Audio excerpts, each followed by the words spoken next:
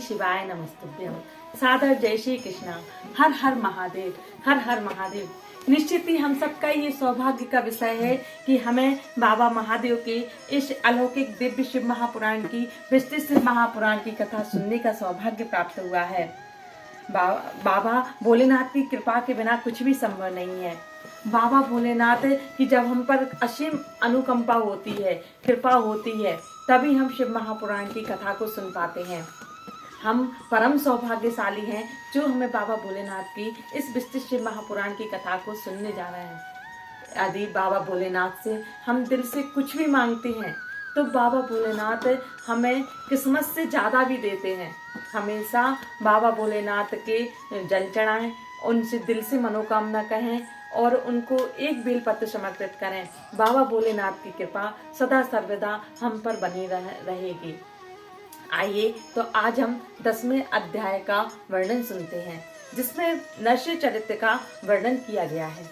नंदीश्वर बोले, दक्ष प्रजापति के यज्ञ को विध्वंस करने वाले वीरभद्र नामक गणाध्यक्ष को परमात्मा प्रभु शिव जी का अवतार जानना चाहिए। उनका संपूर्ण चरित्र सती के चरित्र में कहा गया है। आपने भी उसे अनेक प्रकार से सुन लिया है, इसलिए यहाँ विस्तार से नहीं कहा गया। हे मुनि श्रेष्ठ, इसके पश्चात आपके स्नेहवश अब प्रभु शंकर के शार्दूल नामक अवतार को कह रहा हूँ, उसको सुनिए।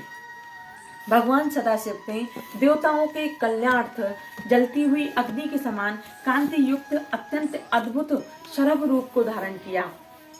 हे मुनि सत्तमो, श्रेष्ठ भक्तों के हित साधक अपरिमित शिव अवतार हुए हैं। उनकी संख्या की गणना नहीं की जा सकती है। आकाश के तारों की, पृथ्वी के धूलिकणों की तथा वर्षा की बूंदों की गणना अनेक कल्पों में, अनेक जन्म से लेकर कोई बुद्धिमान पुरुष भले ही कर ले, परंतु शिव जी के अवतारों की गणना कदापि नहीं की जा सकती है। मेरा यह कथन सत्य समझे, फिर भी जैसा मैंने सुना है, अपनी बुद्धि के अनुसार दिव्य और परम ऐश्वर्य सूचक उस सरब चरित्र को कह रहा हूँ। तो हे मुने, ध्यान पूर्वक इस सरब चरित्र को सुनिए। हे मुने, जब आप लोगों द्वारा जय विजय नामक द्वारपालों को श्राप दिया गया, तब वे दोनों कश्यप के द्वारा दिति के गर्भ से पुत्र रूप में उत्पन्न हुए। प्रथम हिरण्यकश्यपु तथा छोटा भाई महाबली हिरण्याक्ष था। वे दोनों पहले भगवान विष्णु के देवर्षि पार्षद थे, जो आप लोगों से शापित होकर दिति के पुत्र के रूप में उत्पन्न हुए। पूर्व काल में पृथ्वी का उद्धार करने हेतु ब्रह्मा जी द्वारा प्रार्थना किए जाने पर भगवान विष्णु ने वराह रूप धारण कर हिरण्याक्ष का वध किया। हे मुनि, अपने प्राणों के समान उस वीर भाई को मारा गया सुनकर हिरण्यकश्यपु ने विष्णु पर अत्यधिक क्रोध किया। तत्पश्चात हिरण्यकश्यपु ने 10,000 वर्ष तक तप करके संतुष्ट हुए ब्रह्मा जी से यह वरदान प्राप्त किया कि आपकी सृष्टि में कोई भी मुझे न मार सके। वह हिरण्यकश्यपु शोणितपुर नामक पुर में जाकर चारों तरफ से देवताओं को बुलाकर त्रिलोकी को अपने बस में करके निष्कंटक राज्य करने लगा। हे मुने, सभी धर्मों को नष्ट करने वाला तथा ब्राह्मणों को पीड़ित करने वाला पापी हिरण्यकश्यपु देवताओं तथा ऋषियों को सताने लगा। हे मुनि, तदंतर विष्णु वैरी दैत्यराज ने अपने हरिभक्त पुत्र प्रहलाद से भी जब विशेष रूप से द्वेष करना प्रारंभ कर दिया, तब सभा मंडप के खम्भे से संध्या के समय अत्यंत क्रोधित होकर भगवान विष्णु नरसिंह शरीर से प्रकट हुए। हे मुनि शार्दूल, भगवान नरसिंह का विकराल तथा भयंकर शरीर सब प्रकार से महादैत्यों को संत्रस्त करता हुआ अग्नि के समान जाज्वल्यमान हो उठा। नरसिंह ने उसी क्षण सभी दैत्यों का संहार कर डाला। तब दैत्यों के संहार को देखकर हिरण्यकश्यपु ने उनसे अत्यंत भयानक युद्ध किया। हे मुनि श्रेष्ठ, मुहूर्त भर तक उन दोनों में विकराल, सबको भयभीत करने वाला तथा लोमहर्षक युद्ध होता रहा। सायंकाल होने पर लक्ष्मीपति देवेंद्र नरसिंह ने आकाश में स्थित देवताओं को देखते ही देखते हिरण्यकश्यपु को देहली पर खींच लिया और अपनी गोद में उसे लेकर नखों से शीघ्र ही स्वर्ग निवासियों के समक्ष उसका विदीर्ण कर उसे मार डाला। इस प्रकार नरसिंह रूपधारी विष्णु के द्वारा हिरण्यकश्यपु के मारे जाने पर जगत में चारों तरफ शांति स्थापित हो गई, परंतु इससे देवताओं को विशेष आनंद प्राप्त नहीं हुआ। देवताओं की दुंदुभियां बजने लगी।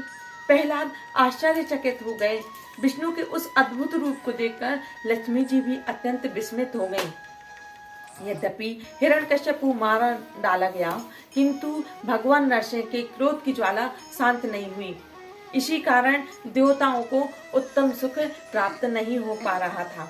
उस ज्वाला से संपूर्ण संसार व्याकुल हो उठा। देवता भी दुखी हो गए, क्योंकि भगवान के भक्त पर संकट आ गया था।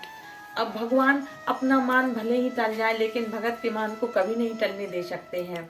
जैसा कि उन्होंने प्रहलाद के ऊपर जो संकट आया, उसको टालने के लिए उन्होंने नरसिंह रूप धारण किया। उस ज्वाला से संपूर्ण संसार व्याकुल हो उठा। देवता भी दुखी हुए। अब क्या होगा, अब क्या होगा, ऐसा कहते हुए वे भय के कारण दूर चले गए।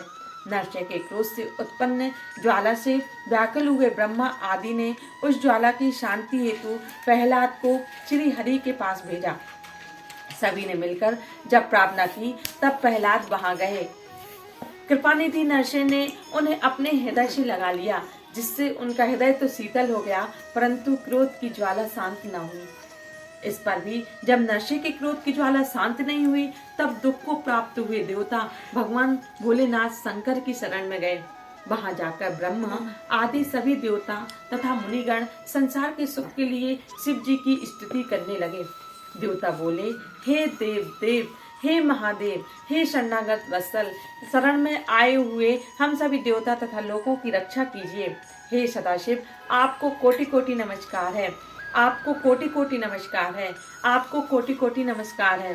पूर्व काल में जब भी हम लोगों पर दुख पड़ा है, तब आपने ही हम लोगों की रक्षा की है। जब समुद्र मंथन किया गया और देवताओं के द्वारा रत्नों को आपस में बांट लिया गया, हे शंभु, तब आपने विष को ग्रहण कर लिया। हे नाथ, उस समय आपने हमारी रक्षा की और नीलकंठ इस नाम से प्रसिद्ध हुए। यदि आप विषपान ना करते तो सभी लोग भस्म हो जाते। हे प्रभु, यह प्रसिद्ध ही है, जब जिस किसी को दुख प्राप्त होता है, तब आपके नाम मात्र के स्मरण से उसके समस्त दुख दूर हो जाता है। हे सदाशिव, इस समय नरसिंह की क्रोध की ज्वाला से पीड़ित हम लोगों की रक्षा कीजिए, रक्षा कीजिए, रक्षा कीजिए। हे देव देव, हे महादेव, आप उसे शांत करने में समर्थ हैं, इसलिए पूर्ण रूप से निश्चित हैं। बाबा नंदीश्वर बोले, देवताओं द्वारा इस प्रकार स्तुति किए जाने पर भक्त वत्सल भगवान शिव उन्हें परम अभय प्रदान करके प्रसन्न चित्त होकर कहने लगे। शंकर बोले, हे ब्रह्मादि देवताओं, आप लोग निडर होकर अपने अपने स्थान पर जाएं। आप लोगों को जो दुख है उसे मैं सब प्रकार से दूर करूंगा। यह मेरा व्रत है। जो भी मेरी शरण में आता है उसका दुख नष्ट हो जाता है, क्योंकि मुझे शरणागत मुझे प्राणों से भी अधिक प्रिय हैं, इसमें संशय नहीं है। बाबा भोलेनाथ ने स्वयं ही शिव महापुराण में कहा है, और ये शिव महापुराण में लिखा भी है कि जो भी मेरी शरण में आता है उसका दुख तो नष्ट हो ही जाता है, क्योंकि शरणागत मुझे प्राणों से अधिक प्रिय हैं। बाबा नंदीश्वर बोले, यह सब सुनकर देवता भी परम आनंदित हुए। वे जैसे आते थे प्रसन्नता पूर्वक शिव जी का स्मरण करते हुए वैसे ही चले गए। इस प्रकार शिव महापुराण के अंतर्गत शतरुद्र संहिता के शार्दूल अवतार में नरसिंह चरित्र नामक 10वां अध्याय पूर्ण हुआ। बाबा भोलेनाथ ने स्वयं शिव महापुराण में कहा है कि मेरी शरण में आए हुए भक्तों को कोई भी दुख नहीं आ सकता, और अगर दुख है भी तो जैसे भगवान भोलेनाथ की शरण में हम पहुंच जाते हैं उसका समूल दुख नष्ट हो जाता है। हाँ, आज हम शिव महापुराण के जो चमत्कार हो रहे हैं, शिव महापुराण में हमारे जीवन को कैसे चलाना चाहिए, अगर दुख कष्ट आ जाए तो कौन सा उपाय करके हम उस कष्टों से मुक्ति पा सकते हैं, ये सब शिव महापुराण में दिया, बाबा वेद व्यास ने दिया है। इसलिए शिव महापुराण का कथा को हम श्रवण करें और अपने जीवन को धन्य बनाएं। हम परम सौभाग्यशाली हैं। बाबा भोलेनाथ की कृपा से हमें ये शिव महापुराण की कथा सुनने को मिल रही है। बाबा भोलेनाथ की कृपा आप सभी भक्तों पर हमेशा बनी रहे। बाबा भोलेनाथ आप सभी की मनोकामनाओं को पूर्ण करें। कलयुग केवल नाम आधारा, इसलिए श्री शिवाय नमस्तुभ्यम मंत्र का जाप करें और बाबा भोलेनाथ को जल अर्पण करें। बाबा भोलेनाथ की शरण में रहें और अपने जीवन को सुखी, समृद्ध, ऐश्वर्यशाली बनाएं और दीर्घायु बनाएं। बाबा भोलेनाथ सब पर कृपा करें। अगले अध्याय में हम नरसिंह और वीरभद्र का संवाद सुनेंगे, इसलिए आप श्री शिवाय नमस्तुभ्यम मंत्र का जाप करते रहें और श्री शिवाय नमस्तुभ्यम नमः पार्वती पते हर हर महादेव, हर हर महादेव, हर हर महादेव।